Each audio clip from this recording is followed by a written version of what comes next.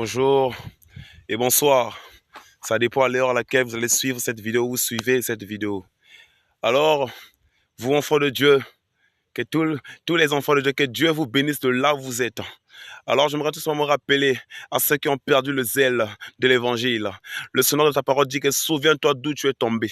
Et dit, vous ne pouvez rien faire sans moi. Alors, souviens-toi de là où tu es tombé et reconnais ton péché.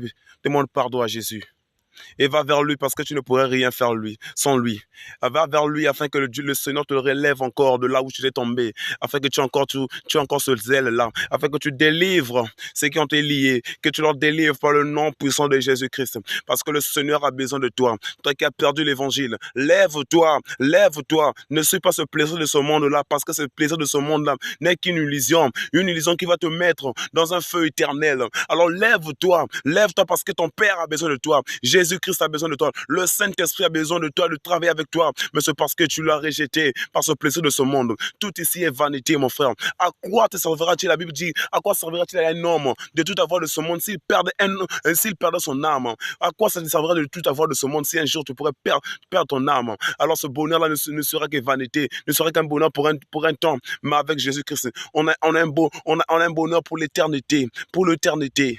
Avec Jésus-Christ, c'est pour l'éternité. C'est pourquoi je t'encourage encore une fois de plus de préférer la vie, de prendre la vie.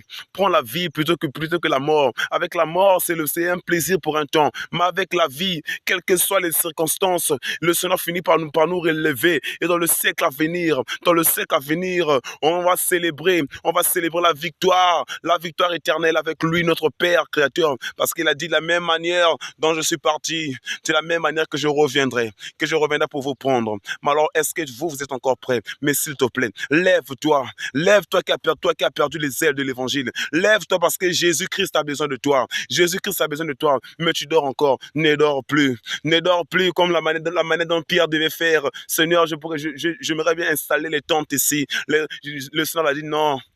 Non, on n'a pas besoin de ça. Non, on n'a pas besoin de dormir. On n'a pas besoin de dormir. On doit se lever. Et prier, annoncer l'évangile de partout.